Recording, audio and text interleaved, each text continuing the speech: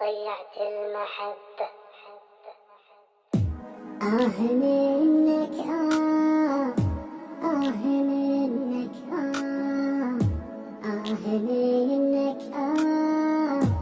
منك منك بعد ما صوتك فقدته وانقطع حبل الوصل، لا بعد تشتاق لي، لا بعد اشتاق لي.